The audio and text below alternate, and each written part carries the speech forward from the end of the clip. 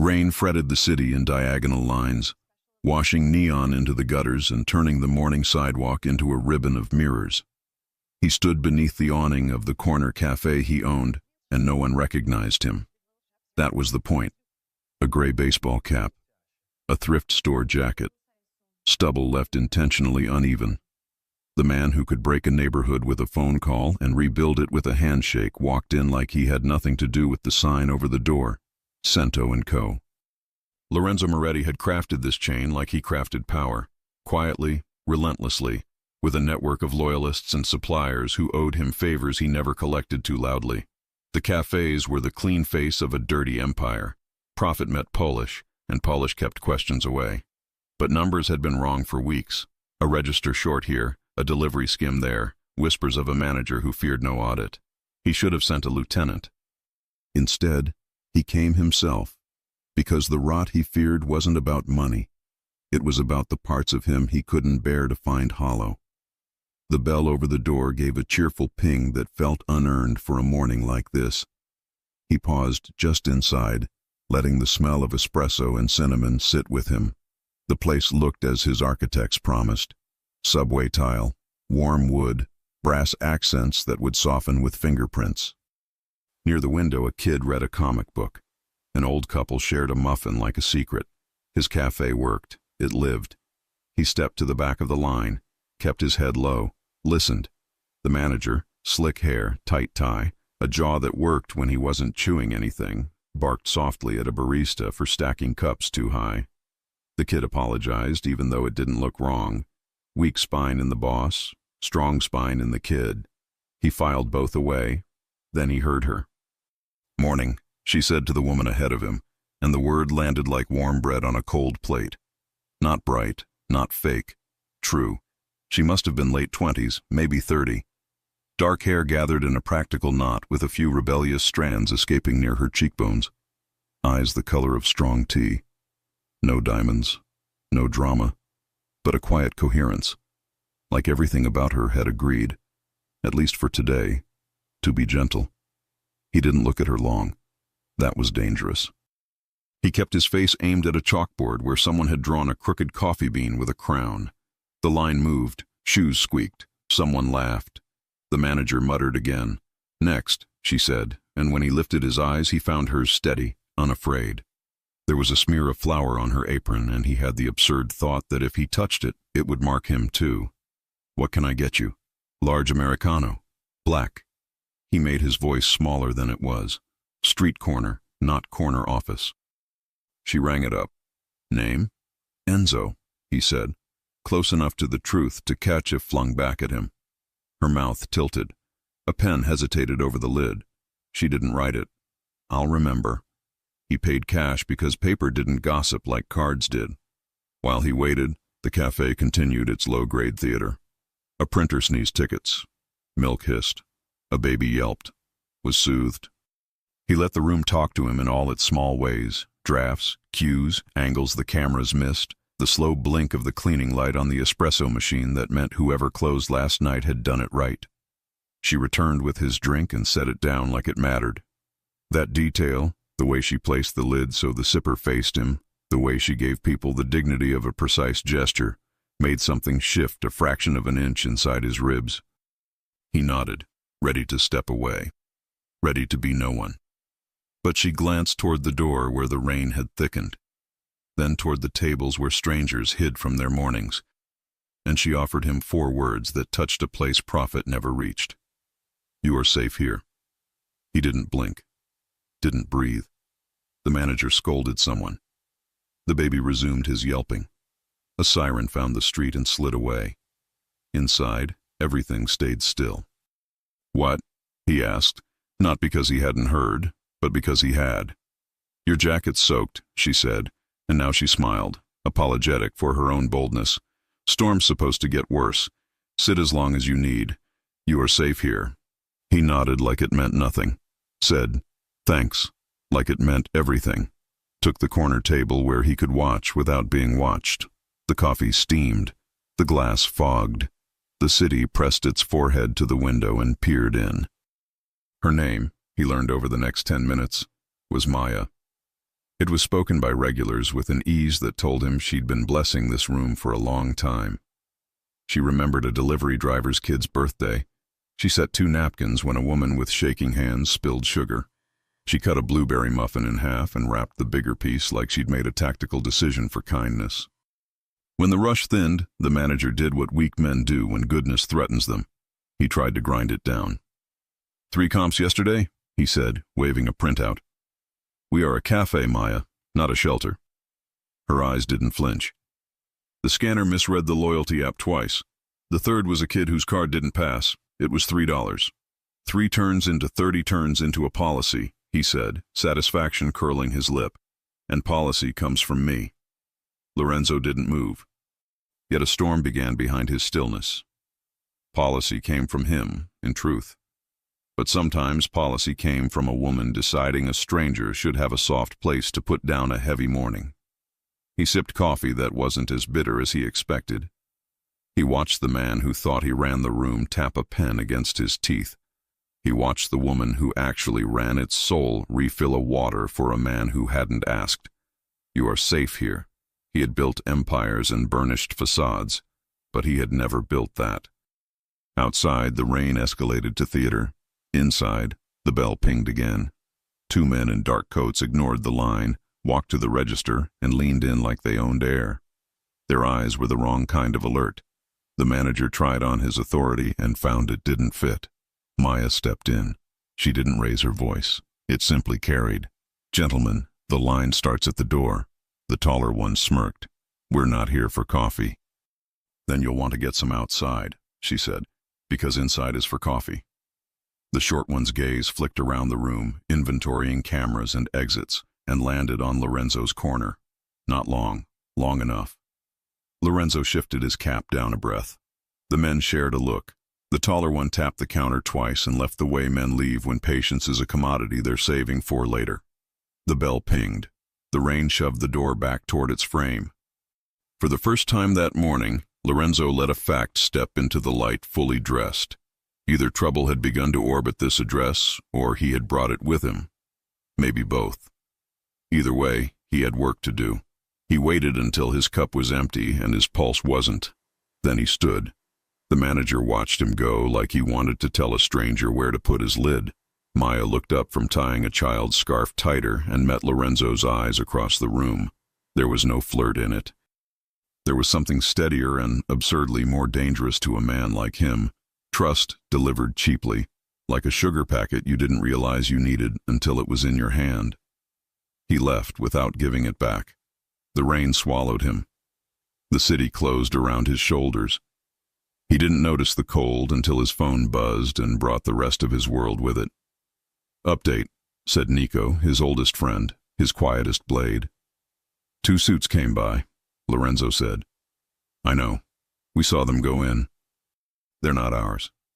I assumed. Assume less, Nico said. Something's shifting, and your manager has been moving small numbers into a large shadow. Names? Not yet. But if you're asking for a knife, say so. Lorenzo watched the cafe through the wet glass. Maya laughed at something an old man said, and the room brightened like someone turned the dimmer by a finger's width. Not yet, he said. Then what? I'm going back tomorrow. You went today. I know. A pause. You sound like a man who found a window he didn't know he'd bricked up. She said 4 words, Lorenzo answered, not sure why he was saying anything at all. And they were nothing, and they were everything. 4 words don't change a business, Nico said. They can change a man who runs one. Careful, Nico said softly. I'm never anything else. He ended the call and let the rain clean his face, though it never reached the parts that needed it most. Around the corner, a truck shuddered. A street vendor cursed. A saxophone tried something warm in a doorway and failed. He turned up his collar and walked. Every step sounded like a decision he hadn't yet made. Tomorrow arrived while he was still standing in today, and tomorrow would ask him to choose. He returned before the open sign flipped, watched the setup through glass, the calibration of espresso shots, the silent choreography of steam and cloth and metal, the way Maya reached for a stack of cups and let the bottom one go so gravity would help instead of fighting her. Smart, gentle, efficient. The manager arrived late. He carried the smell of last night and cologne that hoped no one would notice. Maya didn't comment. She only moved faster for the first hour, the way decent people do when they know other people's laziness doesn't care about fairness. Lorenzo claimed the corner again, noted the place where the floorboard complained, filed the squeak with 100 other tiny truths that told a larger one. His cafe's soul had grown without him, and someone, somewhere, wanted to sell it for parts. Halfway through the morning, the two men in dark coats returned. They didn't push past anyone this time. They stood by the pastry case as if considering sugar and spoke quietly enough to be polite, loudly enough to be overheard if you knew how to listen. "Truck's late," the taller one said, eyes not on croissants but on the manager, who had suddenly developed an emergency in the back room. "Or it won't come at all," the shorter one answered. "Depends how badly they want their problems to stop multiplying." "I hate math," the first said. Lorenzo watched Maya carry 2 cappuccinos like small, living things. Her path would carry her past the men. She didn't flinch when Tall Coat smiled the kind of smile that breaks things. He leaned an elbow on the counter as if marking territory and said too casually, "Hey, sweetheart." Maya didn't stop moving. "Not a name I answer to," she said, and the cups didn't tremble. Shortcoat's mouth ticked. Everybody answers to something. "True," she said, setting the cups down with infuriating calm. "Mine's Maya.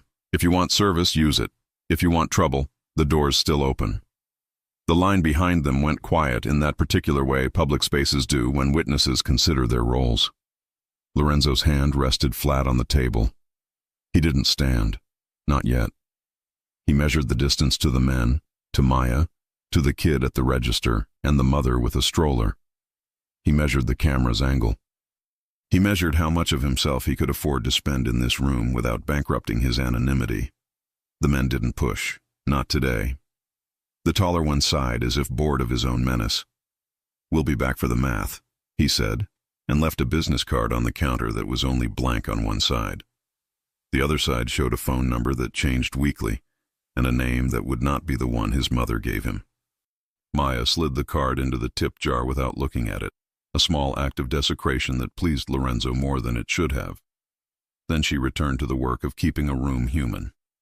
He could have loved her just for that, if he let himself love, which he didn't, which he couldn't, which he had avoided like a man avoids mirrors. A little before noon, the manager finally emerged, smoothing his tie as if it might erase the last quarter hour of spinelessness. "You can't antagonize customers," he told Maya as if he had been in the room. "They weren't customers," she said. "They were weather. It passed." "Maybe it rains harder next time," he snapped. "Then we close the windows," she said. "Or we hand out towels." She turned away before he could scrape up something clever. She had work to do. He had a complaint to file with his own cowardice. Lorenzo stood, tossed his empty cup, and discovered the manager suddenly had time for him. "Everything to your liking, sir." Polite with the oily caution of a man who senses a shark under still water but can't find the fin. "Coffee's good," Lorenzo said, voice street corner again. "Any feedback?" His smile asked for a confession the room couldn't hear.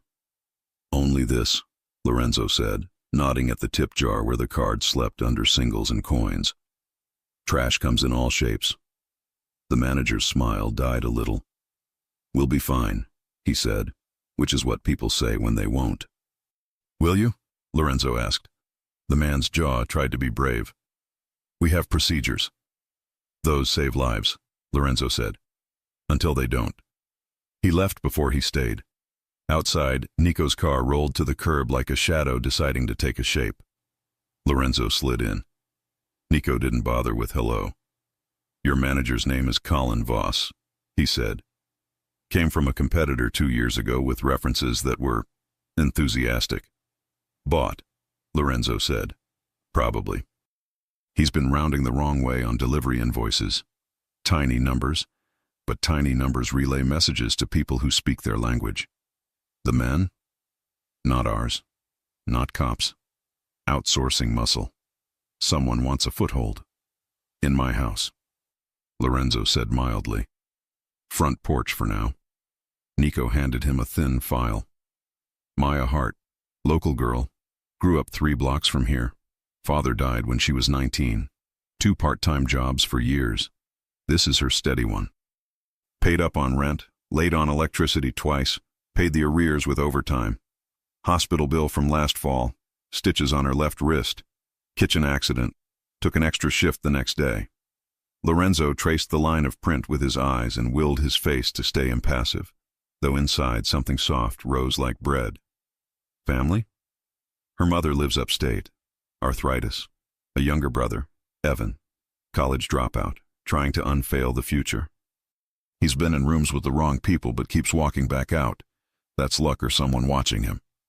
She's watching him, Lorenzo said. Probably. He closed the file. She said 4 words. Nico's silence was a question. You are safe here, Lorenzo murmured, and the words did to the air in the car what they had done to the air in the cafe. Made it warmer by a degree that mattered. Strange thing to say to a stranger, Nico said. Not strange if you mean it, Lorenzo said. Strange if no one ever said it to you when you needed it. Nico turned the key. Where to? Back to the office, Lorenzo said, though it wasn't where he wanted to go.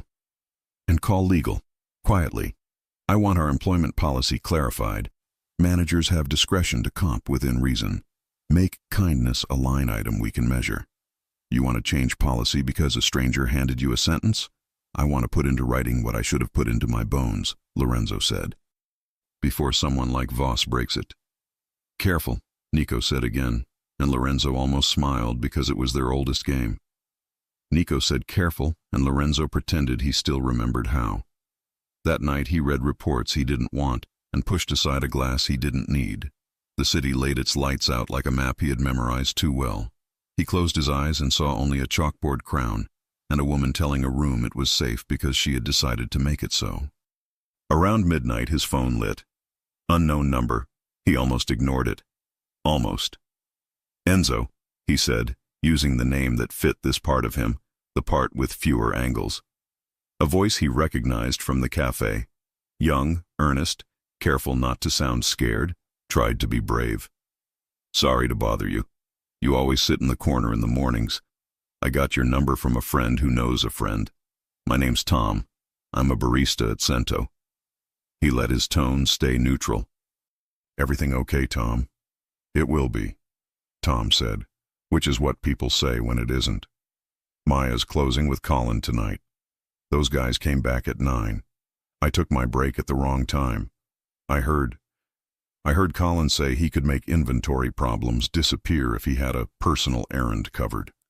I don't know what that means, but it sounded like the kind of math those men like. Blood rose in Lorenzo's ears, quiet and hot. Where are you now? Stockroom. I locked the back door, but I can't keep it locked if he wants it open. Good, Lorenzo said. Keep it locked anyway. I'll be there in 7 minutes. How? Because I said I will be, Lorenzo answered, and hung up. He didn't call Nico, didn't call a car. He took the stairs because his elevator felt slow for the first time in years, and because sometimes a man needed to feel the burn from the ground to the fight. Rain had stopped. Streets gleamed like polished obsidian. He ran 3 blocks and walked the last one because a man who runs into a room brings something with him that gets hard to put away. He took the alley and checked the cameras he had paid for that nobody knew about. He listened at the back door. Silence. A muffled voice. The tiny squeal of a floorboard that placed everyone like chess pieces on a board he could flip if he had to. He knocked once. A beat. 2 bolts slid back. The door cracked. Tom's face, pale with effort, appeared in the wedge. I don't know who you are, the kid said, voice shaking with something like faith. But you're the only person I could think of who would come when I said your name.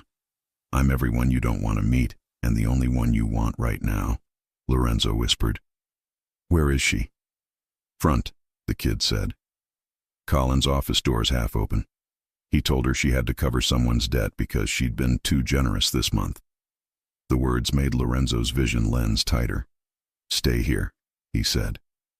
No matter what you hear, you do not open this door again. Even for you? Especially for me. He stepped into the dim corridor that ran behind the kitchen. Light bled under the office door. Voices bled with it. Can either be a saint or an example, Colin was saying with the strut of men who find courage in closed rooms, and saints don't get paid more. I don't want more, Maya said. I want to do this right. Then do the math, Colin snapped. I'm 500 short because of your little charity, and the guys you told to wait in line, they don't like waiting. So here's the deal. You replace the register shortage out of pocket, call it a lesson, or I tell them your brother's been asking questions on the wrong corners. Silence. You know Evan's name, Maya said, voice low with a brand new fear she hadn't earned. Everybody answers to something, Colin said, echoing a line he thought he'd invented. You answer to love. I answer to numbers. They answer to men who break fingers for fun. Let's all do our jobs, Maya. Lorenzo stepped through the doorway. He didn't kick it open. He didn't announce himself. He walked in with a stillness that changed the temperature. Colin's eyes scanned cap, jacket, jaw. Not recognizing, not yet. Maya looked up, and relief fled her face first. Then worry returned when she realized relief couldn't possibly make sense. Backroom's closed, Colin said, choosing affability, thinking charm was a currency that always spent. Employees only. Lorenzo's gaze didn't leave Maya. He's asking you to pay for his mistakes, he said quietly. I don't need help, she said immediately, because pride is the first thing good people reach for. I didn't ask what you needed. His voice stayed gentle. I said what he's doing. Colin's affability broke like thin ice. Out, he said to Lorenzo, and then to Maya. Is this one of your charity cases? You collect strays at the door now. Colin, Lorenzo said, turning slightly. I built this place so people could come in from the weather. You turned it into another kind of storm. The manager laughed then, but the laugh had too many edges. You talk like you own the room. Worse, Lorenzo said, and took off his cap. I own the building. He'd orchestrated enough reveals to recognize the exact millisecond a man realizes his history just got audited. The blood fell out of Colin's face. Mr. Moretti, he said, because he knew the name that showed up on checks. He didn't know the weight it carried elsewhere. Maya stood slowly, as if trying not to startle anyone, even Truth. Her eyes found Lorenzo's and did something to his chest he did not have words for. You, she started and stopped, because words meant different things now and would need new roads. Finish your sentence later, he said gently. Right now, I need to hear him finish his. There's been a misunderstanding, Colin said, a phrase men choose when they've run out of honest ones. There has, Lorenzo agreed. He took one step closer. Invisible gravity shifted in the room. You misunderstood what kind of company this is. You thought if you skimmed small, you'd never drown. You invited men with empty business cards to shop for leverage in my house, and then you tried to make a woman pay a debt you incurred to thieves with the currency you knew would hurt her the most, fear for family. Colin swallowed. The act was loud. You can't prove. Lorenzo hated paperwork when Truth was in the room. He preferred clean math. You're fired, he said. Effective the time it takes you to pick up your coat and leave. Security will walk you out. If you step wrong, I will make an example, not because I enjoy it, because I do not negotiate with men who put their weight on people who refuse to break. Colin looked at Maya as if she might save him. She looked at him as if she might forgive him if he told the truth. He did neither. He shouldered past Lorenzo, collecting a jacket that cost more than his courage, and fled down the corridor. The back door refused him. Tom kept it locked like he'd been told. The front door opened because doors obey physics, not morality. He vanished into a city that had already forgotten his name. Silence took the room. Lorenzo's pulse let go of his throat. He looked at Maya and saw the moment her admiration collided with her anger. He had saved her. He had lied to her. Both were true. Neither forgave the other. You are safe here, she said. But now the words didn't land where they had before. But you're not honest here. That's fair, he said, because it was. Why the cap? Why the act? Because I wanted to see if the room loved me when it didn't know my name, he said. Because I wanted to catch a thief without warning the wolves, and because I didn't expect to care how you placed a coffee lid like it mattered. The corner of her mouth moved. That's a strange reason to change your life. It's the truest one I've had in a while. A soft knock. Tom's face appeared in the doorway he wasn't supposed to open. Is everything... Oh. He saw Lorenzo, saw Maya, saw the absence of Colin like an empty chair at a table where someone always used to sit. He started backing up. It's okay, Tom, Maya said, gentleness returning like a tide. We're safe. Lorenzo heard the words a third time and realized they were not an observation. They were a vow. Tomorrow, he said, policy changes. You won't have to invent kindness with your own wallet. I'll put it in writing where cowards can't pretend it doesn't exist. She studied him. Policy doesn't fix fear. No, he said. Men do. And the right ones stand in the door when wolves get clever. You think you're the right one? I think I want to be, he said, and then he made the smallest mistake a careful man can make. He let the truth show on his face before he had a plan for what to do with it. She saw it. She looked away. I have tables, she said. I have work, he answered. They both meant more than they said. They both did less than they felt. The air in the room changed and learned both their names. And somewhere beyond the glass, two men with blank business cards counted hours on their fingers and promised the weather would get worse. By noon the next day, the cafe hummed with rumors dressed as facts.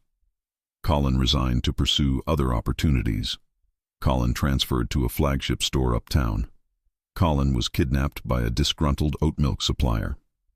The truth traveled slower, as it often does when it carries no fireworks. He was fired because he was small in a way that hurt others. Lorenzo signed papers in an office above the store he had never sat in before. It smelled like printer ink and lemon cleaner and the faintest echo of cinnamon. He read the updated policy twice, then once more because words are only as good as the people who say them, and he wanted to respect them anyway. Managers could comp within defined limits. Discretion favored dignity. Register accounting included a line item for community care, with clear reporting that dignified generosity instead of burying it. Over time, they would tune the thresholds. Eventually, it would become a story he told investors about loyalty metrics. Today, it was just a way to put his grandmother's ghost back into a ledger. He walked down to the floor. Customers moved like weather systems, bumping and blurring. Maya handed a to-go cup to a nurse whose eyes looked like she hadn't slept since 2019. The nurse said thank you with her whole face. Lorenzo stood where she could see him if she wanted and not if she didn't. She did. Policy changes, he said. I heard, she said. Her voice was not cold. He was absurdly grateful it wasn't. You're angry I lied. I am, she said. You're also glad I was there. I am, she said again, and the truth landed between them as something solid they could both put a hand on if they needed balance. You can't say those 4 words to people and mean them if you don't mean them for yourself too. He almost asked her to repeat them just to see what they did to him. He didn't. I'm working on it. We're open until 10, she said. I'll be here until close, he answered. She nodded once and turned to greet a man who smelled like drywall and sweat. Lorenzo moved to his corner and pretended the numbers on his phone mattered more than the sound her laugh made when it surprised itself. Around 4, the door opened and brought the wrong weather with it. The 2 men in dark coats had returned with a third, older, smoother, the kind of smooth that comes from being sanded by years of careful malice.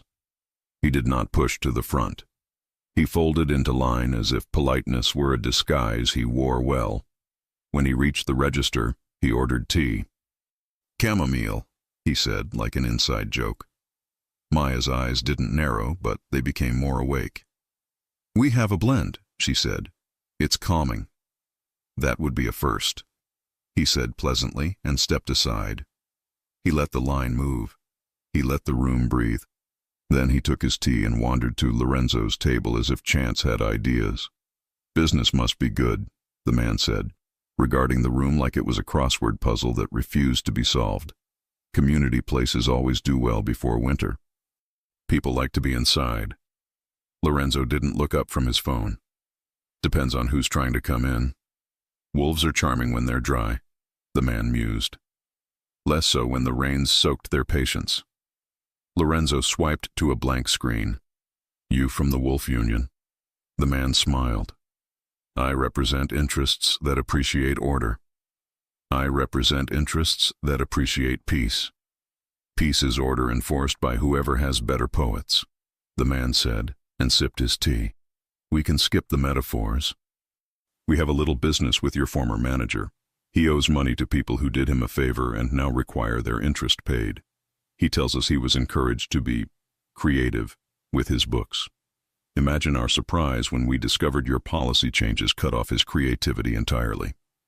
I'll send condolences to his muse, Lorenzo said. The man tilted his head. We don't want his money. We want access. A room like this is useful to men like me. Men like you. We could share. The offer was almost comical. No, you don't know the terms yet. I heard enough, Lorenzo said. Still, the man continued softly, terms exist whether you listen or not. You touched our business by firing a link in a chain we tug on. You made a room safer than we prefer. You, Mr. Moretti, interrupted Math. Lorenzo finally looked up. He didn't smile. He didn't glare. He held the man's gaze the way you hold a door, without moving anything but your will. Then change your equation. The man set his cup down with surgical care. 14 days, he said, voice cordial, eyes not. We require a back room that stays blind twice a week for 1 hour after close. A truck comes and goes. No cameras. No questions. In return, your stores are islands. Nothing touches them. No inspectors with itchy pens. No competitors with cheap rent. No fires that start in confused dumpsters. Only good weather. 14 days to consider. No, Lorenzo repeated, and his calm had the weight of a building. You have 0. The man stood, collected his coat, and left the tea half full. He paused by the counter and smiled at Maya. Compliments to the staff, he said. They make a man feel at home. Good service does that, she answered, and her voice was a wall that looked like a field. When the door closed behind him, Lorenzo felt the room breathe out, the exhale the body saves when the snake leaves the path. He texted Nico 3 names and a time. Nico replied with a period because sometimes punctuation is more comforting than promises. Maya came to his table only when the line thinned to the point that a person could talk without stealing a minute from someone hungry. She didn't sit. The room had rules about optics. She leaned on nothing and touched nothing, and yet made it feel like he had been steadied. You didn't flinch, she said. I'm tired, he said. That man thinks words are leashes. That man thinks a lot of wrong things. Her eyes studied him. Are you going to bring trouble here to keep trouble away? No, he said, and meant it. I'm going to meet trouble somewhere with no faces to memorize. You always win? Only when I lose something first. What's the cost this time? He almost said me. He almost said the person I was before you said 4 words I can't stop hearing. He said sleep. Do you want coffee? She asked, and both of them knew she meant armor you can drink. No, he said. I want you to lock the front door early tonight and go straight home. Let Tom handle close. Tom is a baby, she said fondly. He's a baby who did exactly what I told him to do last night, Lorenzo said, and that won a small smile he wanted to hoard. I'll walk him to the subway, she said, making a plan that held 2 hearts at once. Take the back route, he said. Avoid the alley. You think they'd? I don't think, he said softly. I plan for all versions, so I only have to live through one. She nodded. And you? I'm going to make sure the only math those men do tonight is counting steps away from here. You are safe here, she said again, and this time he let the sentence land on him like a cloak. He didn't deserve it. He wore it anyway. At 9:30, Tom flipped the sign early while pretending not to. Maya counted down the drawer with a precision Lorenzo wished he could bottle and pour over his cruise. She slid 2 singles into the tip jar for a man who'd left his change but not his gratitude. She wiped the counter with slow circles, as if the act itself sealed the room. Nico waited 2 blocks away in a sedan that wasn't his usual, a car with no stories. Lorenzo slid into the passenger seat. They didn't speak. They didn't need to. He pointed. Nico turned. The city obeyed. The meeting place was a warehouse that used to store good furniture and now stored bad dreams. The men with dark coats were there with their nameless boss and 3 extras who wore fists like sport watches. The terms they offered sounded the same, dressed in new synonyms. Lorenzo let them talk until they felt smart. Then he told them a story. He told them about a grandmother who gave free coffee to men who forgot their wallets and to boys who forgot their dads. He told them about a girl who covered a register short with tip money and called it even because kindness is a currency that reproduces itself. He told them about the room where men felt safe because someone decided they should, and about the man who owned the deed and wanted the deed to match the room's soul. When he finished, the nameless boss laughed. "I don't speak poetry," he said. "Pity," Lorenzo said. "It's a cheaper language than blood." "We have 14 days, the man insisted, trying to salvage the script. "Then the weather changes." "You had 14 seconds, Lorenzo said. "We used them. Now you have an hour." "An hour for what?" "To leave my neighborhood like you were never in it," Lorenzo said. "Or I start subtracting." "We multiply," the man said. "Not after you try it once," Lorenzo said, and the quiet in his voice made even the extras adjust their watches. Nico stepped forward then, as if bored, which meant he was exactly as interested as he needed to be. He set a phone on a crate and hit play. Colin's voice filled the warehouse, words about inventory and back doors and names of men who like math. The extras stopped checking the time. The boss stopped being smooth. The 2 coatmen looked at the floor like it might eat them if they moved. "We don't keep trophies," Lorenzo said. "We keep receipts." The police version of this goes to exactly one detective who likes me more than he should because his brother owes me something he doesn't like to owe.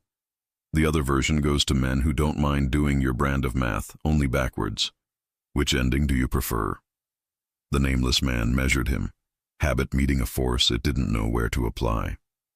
"We won't touch your cafes," he said at last. "But business has to flow somewhere." "Find wetter streets," Lorenzo said. "These are dry." They left with the sullen efficiency of men who had miscalculated their appetite. Nico picked up the phone like he'd only set down a napkin. Lorenzo breathed once, deeply, the kind of breath you take when the future just shrank from an avalanche to a storm you can drive through. Back at the cafe, the lights were off except the one over the pastry case that always refused to sleep. Maya and Tom stood inside the door.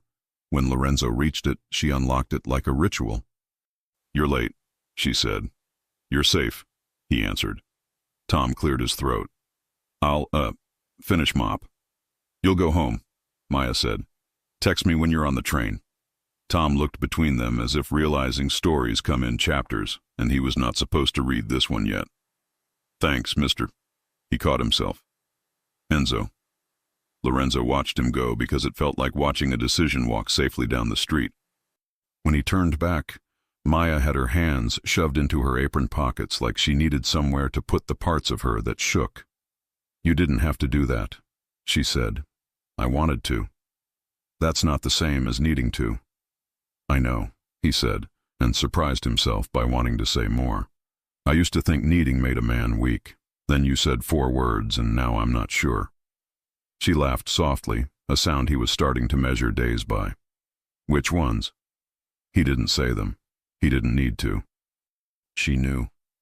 She stepped back, letting him into a room that was closed, but not to him. "Tomorrow," she said, "we're going to have to talk like adults about the fact that you lied to me for 2 days and also saved my job twice." "Tomorrow," he agreed. "And we're going to have to talk about my brother." "We are. And about your enemies." "We will. And about why you look at my hands like they're telling you where to go." He exhaled. "Do I?" "You do," she said, not unkindly. He nodded. "Then I'll have to explain a part of my life that uses words I don't like hearing in your mouth." "Maybe use different words," she said. "I'll try." He stepped back to go and found himself unwilling. He left anyway because restraint was the only thing he had not yet broken in front of her. He didn't see the figure watching from across the street, phone lifted to capture grainy images, a story forming for someone else's ears. He didn't see the way trouble can evolve when it's denied one doorway and goes hunting for another. Trouble found one. It spelled his name, Evan. 3 days of good weather can make a man forget winter exists. The cafe had them in a row, laughter without tension, lines that moved, a tip jar that held thank yous in paper form. Lorenzo limited himself to 2 hours each morning, then 1 at close. He told himself it was operational diligence. Nico told him it was obvious. Maya spoke to him when she needed to and when she didn't. He learned the way she breathed before she made a joke. He learned the exact angle she tilted a pitcher to coax silk into milk. He learned that she filed broken things under to be fixed in a notebook that looked like it had been through as much as she had. He also learned she could carry a room across a difficult minute with nothing but eye contact and the right sentence spoken at the right time. It made him want to write policy in ink the color of her voice. On the 4th good day, he found her in the alley at noon, phone pressed to her ear, shoulders tight enough to ring like glass. He didn't need to hear the words to know something had tipped. He rested a hand on brick, waited like a wall. She ended the call and didn't pretend she hadn't cried. "Evan," she said, and the name did the work of a paragraph. He tried to help a friend who owed someone. The friend ran. Debt didn't. "Where?" "Down by the river," she said. "A warehouse with the big mural of an egret." He knew the building. He knew all the buildings. He swallowed the part of him that wanted to promise too much and replaced it with the part of him that kept promises he could keep. "He called you for money?" "He called to say sorry," she said, grimacing at the shape of it, "and not to call the police." "Of course he did," Lorenzo said softly. "He's a good kid who thinks he's a bad one." "That's the most dangerous kind." She looked at him then in a way that asked questions she wasn't yet willing to say aloud. "What are you going to do?" "What I wish someone had done for me when I was stupid and proud," he said. "I'm going to stand in a room and be the worst option for the wrong men. I don't want you hurt." "I don't intend to be," he said. "But I don't intend to leave your brother in a story like the one your manager tried to write either." She put both hands flat on his chest without meaning to, startled by her own need to stop him, and then snatched them back as if she'd touched a stove. He barely kept the shock off his face. The place where her palms had been felt branded. "You are safe here," she whispered, as if the sentence could stretch and cover him in a place it had no business reaching. He left without making a promise he couldn't keep. He called Nico. He called one other man whose name Lorenzo never said into phones. They met at the mural of the egret, which had been painted by an artist nobody remembered until her colors started peeling in sheets last winter. Inside, the air tasted like wet metal and old secrets. Evan sat on a crate with his wrists zip-tied and his chin up the way boys hold their chins when they're terrified of learning what it's like to put them down. 3 men paced like they were rehearsing anger for an audience. One counted a stack of cash that turned out to be short on purpose. Men like this preferred debt to payments. It gave them company. "Afternoon," Lorenzo said, because sometimes politeness is a blade. "You brought friends," said the one with a scar that tried to warn you before it was too late. "I brought witnesses," Lorenzo said. So nobody forgets who said what. "Your boy owes," Scar said, nodding at Evan. "He tried to play hero and got stage fright." "I'll pay," Evan blurted, voice big, courage real, plan non-existent. "You'll sit quietly," Lorenzo said softly, and it was not a command he enjoyed giving. "Let adults traffic in mistakes." Scar smiled. "We weren't expecting you," he said. "You should always expect me," Lorenzo said. "I'm the worst news on a good day." "Cute," Scar said. "Debt doubled." "That's not math," Lorenzo said. And then he stepped into a version of himself he kept locked most days, because the city ran better when he did. His voice dropped. His eyes stopped blinking. The world compressed to a room with 3 problems in it. You're going to take what was originally owed. No fees, no interest, no fiction.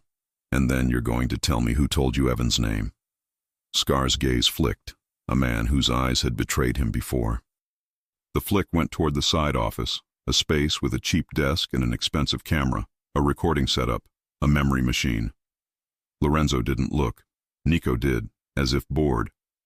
The third man they brought walked to the desk and checked the files with a surgeon's hands. Names, schedules, a log of who passes where, who works when. A cafe mentioned twice, a brother's name, a manager's email. Collins. Lorenzo felt the disappointment like a cold thing he wanted to spit out. Even fired small men leave big messes. Scar took a step too close, mistaking the silence for surrender. Lorenzo let the man smell danger and then move past it, a trick learned in rooms that remembered screams too well. The debt is paid, Lorenzo said. He slid a small stack of bills across the table, exact, agonizingly correct. Evan goes home. You stop using his name to buy your way into rooms you're not allowed to visit. Scar measured risk and found the math different than usual. Something about the stillness made him believe in meteorology. He nodded once, slow, like a man who knows how many teeth he can lose without changing his smile. They cut Evan loose. The kid stood on shaky legs and tried not to look at Lorenzo as if he were a miracle. I had it, Evan said, because boys say ridiculous things when shame is a weight they don't know how to counterbalance. You almost had it, Lorenzo said. The difference between those two can be your life. Are you going to tell Maya? Evan whispered. Yes, Lorenzo said, because I'm going to teach you how to tell her so she forgives you before she sentences you. They walked out into a city that immediately tried to claim them. Horns, heat, the smell of bread. Evan kept pace like he had learned something about himself he didn't want to forget. Lorenzo stopped at the corner and looked down at him like a man measuring the fit of a suit he hadn't intended to buy. You will get a job, he said. One that pays in pride more than cash. You will show up early, leave late, and talk less than you think. You will earn a proposal from your own life to be different, and you will sign it. Evan nodded too quickly. Yes, sir. You will call me Lorenzo, he said. Yes, Lorenzo. And when men with clever smiles offer shortcuts, you will tell them you do not run. I don't run, Evan said, and his mouth set around the sentence like a door jamb. Maya waited outside the cafe with her phone in her hands like it could outshout her thoughts. When she saw Evan, she ran first and then stopped herself a foot away, hands forming a shape that could be a hug or a map of the distance she needed respected. He said he was sorry. He said he was stupid. He said he would fix it. Then he cried because boys do that too, when you let them finish their sentences without interruption. She hugged him like a woman who left doors open for the people she loved to return through. She whispered something into his hair that Lorenzo didn't deserve to hear. Evan nodded into her neck like he'd been reset to factory settings. When she let him go, she turned and looked at Lorenzo the way a person looks at the sky after a storm. Grateful, wary, unwilling to pretend it had been nothing. You paid, she said. I returned what someone stole, he answered. From him, from you, from me. I don't like that you had to. Neither do I. They stood there in the administrative ache of a street where other people had errands. She glanced at his hands, not to check for blood, but as if translating what kind of man they belonged to. What did it cost you? She asked. Nothing yet, he said. And later? Ask me when later gets here, he said, trying to be honest, trying not to scare her with futures he hadn't invited. That night the cafe stayed open half an hour later than policy allowed because policy does not close rooms, people do. Regulars lingered. Someone played piano on a phone speaker low enough to be forgiven. Nico came in and nodded at Tom like a king acknowledging a knight for a battle won by showing up. Maya moved like she always did, steady, exact, warm. But when the rush thinned and they were three bodies and the residue of a long day, she walked to Lorenzo's corner and didn't stop 2 feet away. She sat. She folded her hands to keep them from doing something they might regret.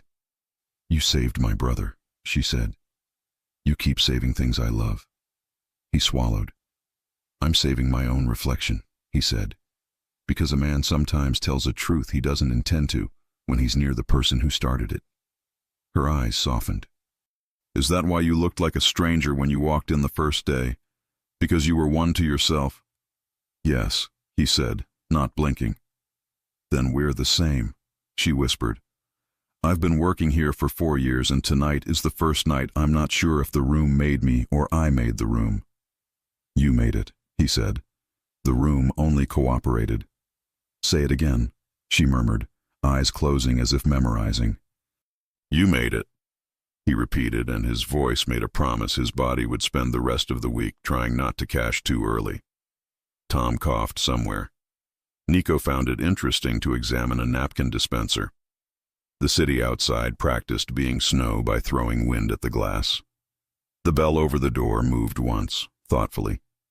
Maya stood. Tomorrow, she said. Tomorrow, he agreed. He didn't sleep. He didn't plan to. At 2 a.m. Nico texted a photograph of Colin with a man Lorenzo had not seen before. Well-dressed, expensively bored, a face that decorated charity galas and arraignment rooms with equal ease. The caption was 3 words: he has friends. Lorenzo stared at the image until dawn turned photographs into memory. Then he put on the jacket that made him invisible, because sometimes vanishing was the fastest way to move toward what you wanted. He didn't see who photographed him slipping through the side door at 7. Someone always is. By noon, the image would have a caption he could not control. By evening, wolves would come with smiles. The headline wasn't the worst he'd seen. Then again, the worst he'd seen didn't run on lifestyle blogs. Undercover owner or underworld. Beneath a grainy photo of him stepping through the cafe's side door.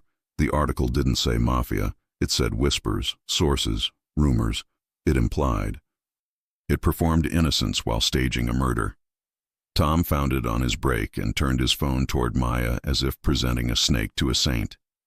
She read the first paragraph, then the last, and decided to skip the middle where gossip fattens. Her face didn't show fear. It showed what happens after fear leaves: resolve. Lorenzo walked in 3 minutes later and knew. He felt the room's attention pinch and looked at the screen of a teenager who didn't tilt away fast enough. He took the corner because the corner let him see without drawing lines. Maya didn't hurry to him. She served 3 customers first. She solved a milk frother stutter. She told a delivery driver to come back at 3 when someone would be here to sign the clipboard he loved too much. Then she approached Lorenzo's table with a rag she didn't need as a prop so no one in the room could read their mouths and build a new headline out of shapes. Are you in danger? She asked. Yes, he said. But I'm weatherproof. She wanted to smile and didn't. Is the cafe? Not if I leave it to weather itself, he said. She glanced at the door. 2 men in suits had just come in without thirst. Not the same pair. These wore legal pads in their minds. They made a show of reading a menu. Who sent them? She asked. Someone who wants the story to be true so they can sell the sequel, he said. She lowered the rag. The fabric dripped 1 clear drop onto the table he'd already wiped. I need truth, she said, and the way she said I pulled an answer out of him he hadn't rehearsed.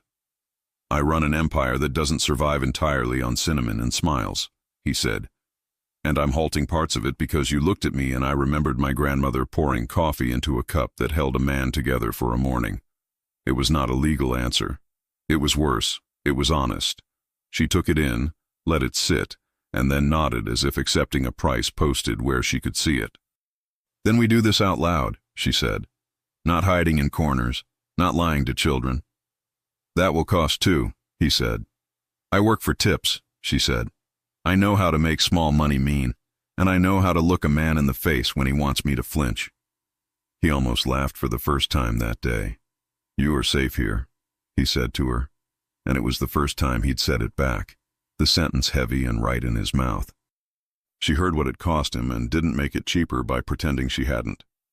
They made a plan using milk steaming as cover. At 5, after the after-school sugar rush, but before the commuter coffee tidal wave, they would hold a staff meeting with all 3 of them, Maya, Tom, and the assistant manager from a sister store who could be trusted. They'd talk about headlines and policies and what to say when a customer asked, "Is it true?" They would build a spine out of sentences. If the wolves came, they'd find teeth that knew which way to close. At 4:52, the two suited men stopped pretending. They approached the counter with press badges turned to legible. "We're doing a human interest piece," one said, "on gentrification and its friendly face."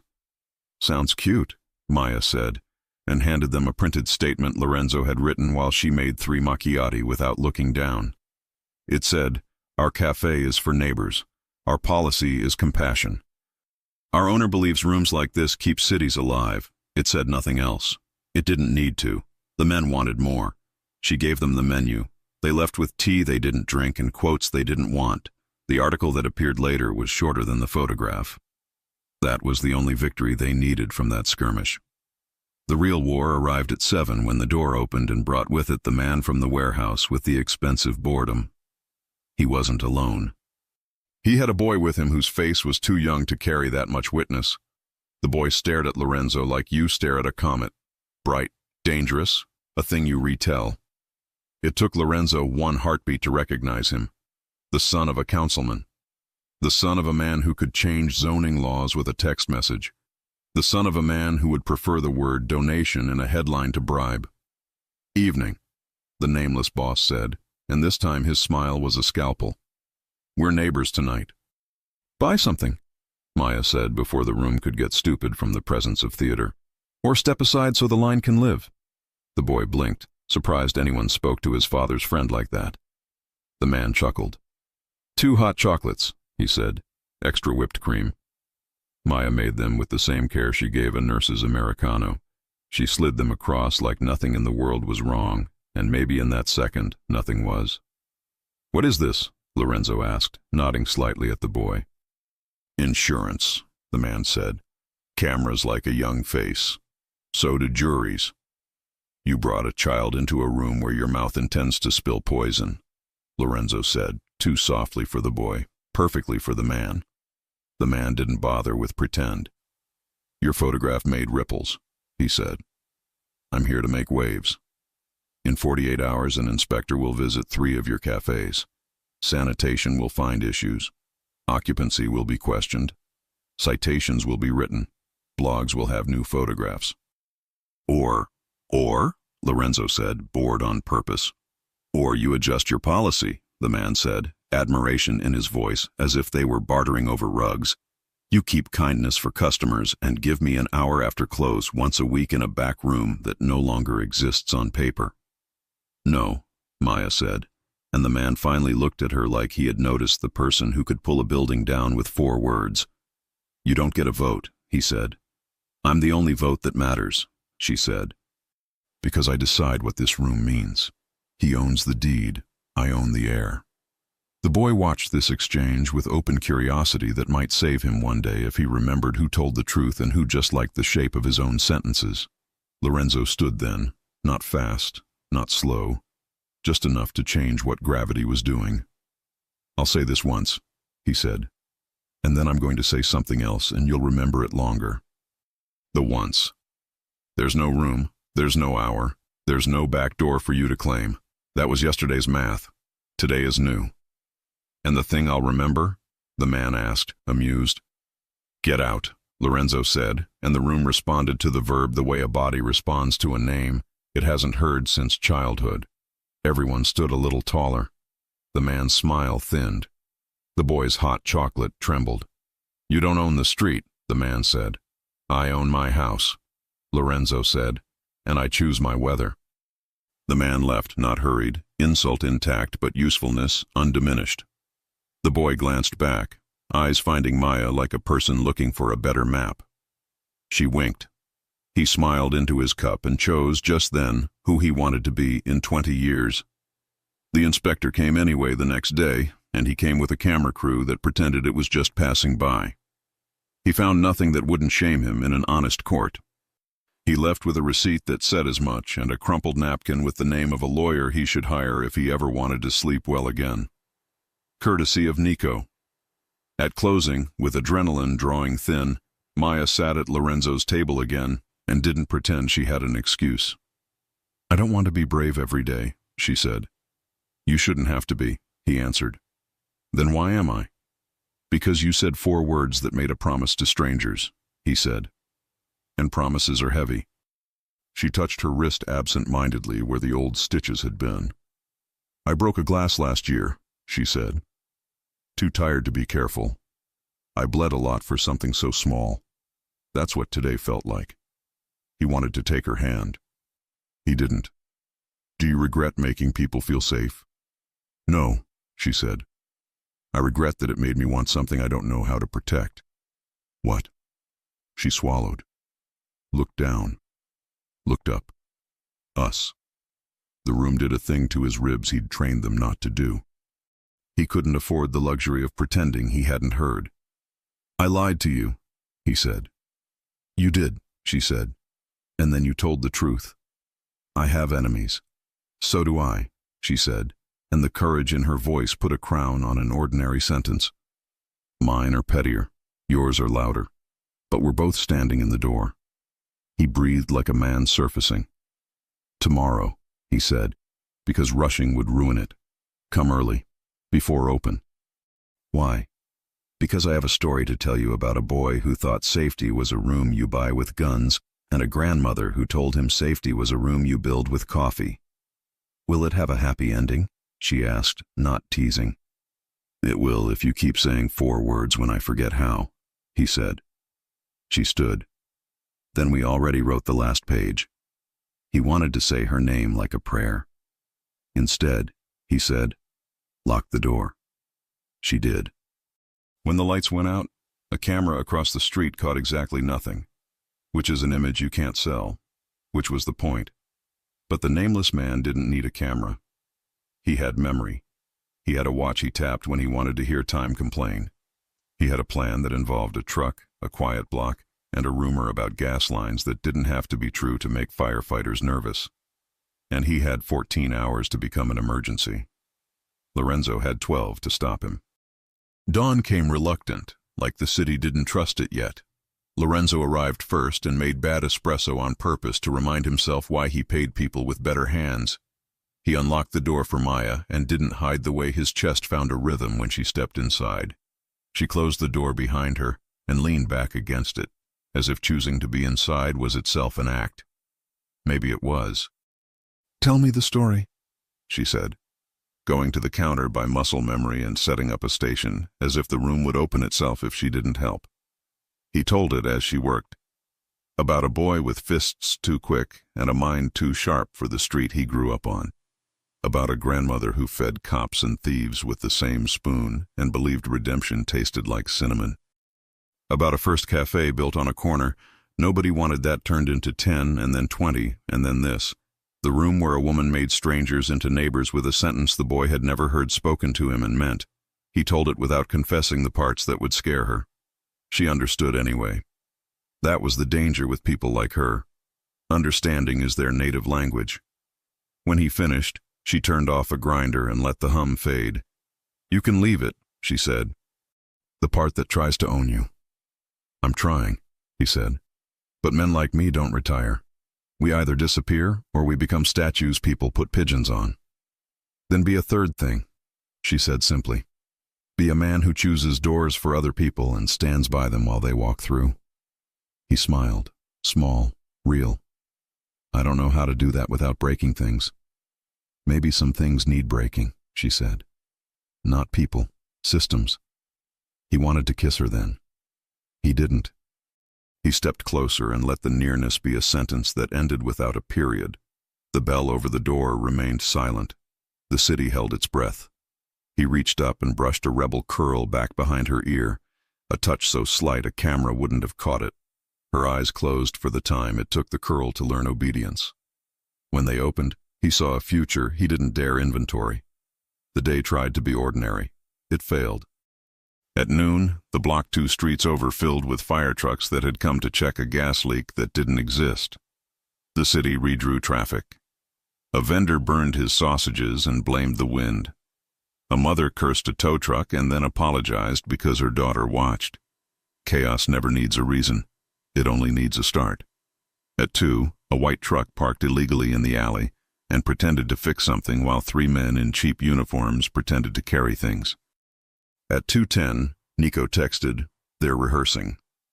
At 3, the nameless man walked past with a coffee he didn't buy and a smile that suggested patience had been fed. At 3:05, Maya told a first-date couple that love isn't magic so much as stubbornness with good timing. At 3:06, Lorenzo decided to choose the shape of the ending. He stepped into the middle of the room and spoke in a voice designed to fill it without rattling any cups. "Neighbors," he said, and some people looked up because some words always have gravity where they're used right. "We're going to close at 4 today, on the house until then. Then we lock the door and let the city handle its mood." A cheer rose because free coffee teaches better theology than sermons. Maya met his eyes, questions already forming. He shook his head once. Tiny. Trust. And she nodded because she'd decided to many days ago and wasn't about to undeceive now. At 3:59, they served the last 2 cappuccinos to a pair of teenagers, who told him thank you like they meant it. At 4, Tom flipped the sign. At 4:02, Nico and 2 others stood at the corners of the room where they looked like men waiting for rides. At 4:03, the white truck in the alley revved, then coughed, then died. At 4:04, the nameless man arrived at the door and tried it like he owned keys to the world. Locked. He smiled. He knocked. He kept it polite because cameras love impoliteness, and he didn't want to be loved today. Lorenzo approached the door and stopped a foot away, a man talking to a man through glass, which is the best metaphor they'd share. "You're closed," the man said, gesturing at the sign. "We're safe," Lorenzo said. "From what?" the man asked, and his smile asked, "From me?" "From you," Lorenzo said. "Open the door," the man said. "Let's be civil." "We can be civil through windows," Lorenzo said. "If your words fog the glass, I'll wipe it with a napkin." The man laughed, delighted against his will. "You're funny." "I'm tired," Lorenzo said. "There's a difference." "You can't lock a neighborhood out," the man warned. "I can lock my house," Lorenzo said. "And I can call 14 people in 13 minutes who will make your house very inconvenient to enter for a month. You wouldn't." "Try me," Lorenzo said, and the man saw it then. The part of Lorenzo that didn't bluff because he didn't have to. He tapped his watch, checked the street, and nodded as if approving a rival's restaurant. "This isn't over," he said.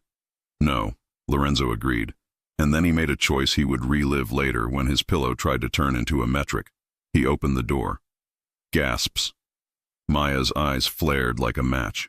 Nico's weight shifted imperceptibly to the ball of his foot. The nameless man leaned in 1 inch, confident in his ability to consume space as needed. "You walked into my house," Lorenzo said, the door barely open, his body the hinge. "So we'll finish it in mine." "What a gentleman," the man said, amused and alert. "Not a gentleman," Lorenzo said. "A host." He raised his voice 2 millimeters. "Maya." She was already there. She didn't stand behind him. She stood beside him. The nameless man registered her and recalculated again, a man annoyed by variables. "You're the one with the sentence," he said to her. "The 4 words." "Yes," she said. "Say them," he said, as if he were staging a magic trick for a crowd. She looked at Lorenzo for permission she didn't require, and he gave it because he needed her to know he knew what power is supposed to look like. She turned to the room, Tom, Nico, the teenagers with milk mustaches, the old couple with the muffin, and spoke as if laying hands on the city. "You are safe here." 4 words, a door, a decision. The nameless man smiled like a wolf pretending to respect a church. "We'll see," he said, and this time when he left he looked back not out of menace, but out of curiosity, which is always more dangerous. They held the lock for another hour. The white truck left with nothing. The fire trucks 2 streets over found a new call. The room exhaled. The teenagers asked if they could sweep. The old couple offered the muffin's larger half. Tom cried for 30 seconds and then pretended he'd been chopping onions in the back. Lorenzo closed the blinds and turned the sign to open again because safety is not a default setting. It's a function you choose. People filtered in with the care usually reserved for entering libraries or waking babies. Maya went to the machine and made espresso like music. He waited until the room found a new equilibrium. Then he slid into her breathing space and said the most dangerous sentence he could risk. "Come to dinner with me." She didn't flinch. "Yes," she said, like a woman stepping onto a boat knowing it would either carry her or teach her to swim. He took her hand for the first time. Heat, simplicity, a reminder that in a world of sharp edges, skin is still the softest proof we've survived. They went to a place that used to be a church and now served pasta like benedictions. They didn't talk business. They talked favorite words. Hers was belong. His, he realized, was stay. Halfway through dessert, a lemon tart that hurt and healed, he said the thing that would either ruin the night or perfect it. "I love you." He hadn't planned to. He hadn't weighed it. The sentence arrived fully built and demanded a mouth to live in. It chose his. She sat with it. That was her way. She didn't throw it back to see if it would break. She held it up to the light. "Say it again," she said softly, and he did. Not louder, just truer. "I love you." She exhaled slowly. "Then know this, Lorenzo Moretti. I will not be your softness to come home to after you are hard with the world. I will be your softness and your hardness if that's what it takes. But you don't get to keep both lives and call it love." He swallowed something that tasted like the first honest fear he'd allowed in months.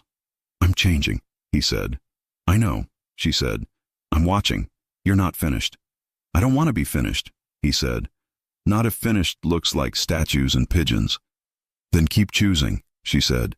"When the next man with a clever smile knocks, when the next boy with a stupid plan calls, when the next headline tries to tell me who you are."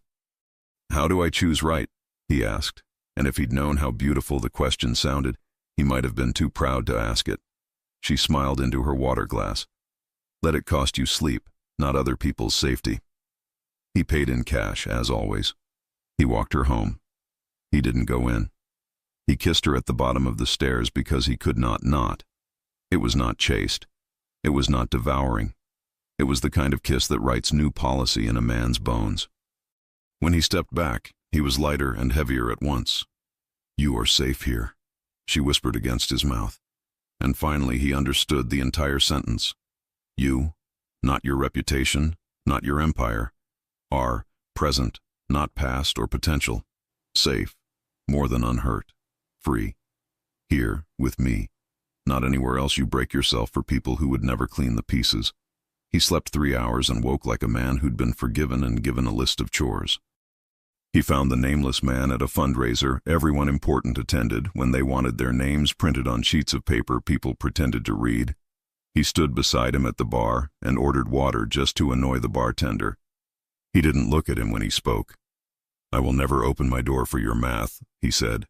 "I will keep trying to add," the man replied. "You'll lose your counters," Lorenzo said. "One by one, quietly. I'm done with storms. I'm doing drought." "Drought brings fires," the man murmured. "Then we'll plant green things," Lorenzo said. "Poetry again," the man sighed. "Policy," Lorenzo said, and he meant both. He left before the first speech. He walked back to the cafe and found the window fogged from inside. He wiped a circle with his palm like a child.